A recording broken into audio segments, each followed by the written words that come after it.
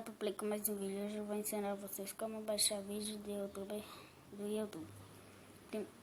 Para vocês baixarem, vocês terão que ter esse aplicativo aqui, ó. Estarei deixando o link dele na descrição do vídeo. Primeiramente, vamos abrir configurações. Clicam aqui, segurança e ativem essa opção, fazer fontes desconhecidas. Cliquem em OK e fecha. Quando vocês clicarem no link, vai estar esta página aberta. Vai abrir essa página aqui. Vocês clicam em baixe. Aí aqui reinicie o download. E ele vai começar a baixar. Não vou baixar porque eu já tenho.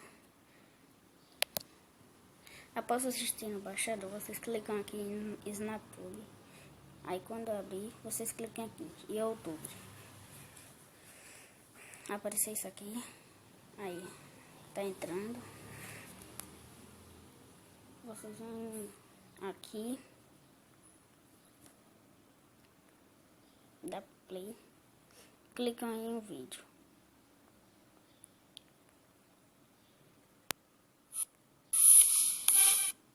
Clicam aqui.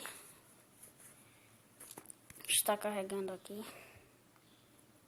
Aí vocês clicam na resolução em que você quiser baixar. Bom, galera, esse foi o vídeo. Deixe seu like e se inscreva no meu canal. Valeu, galera. Fui.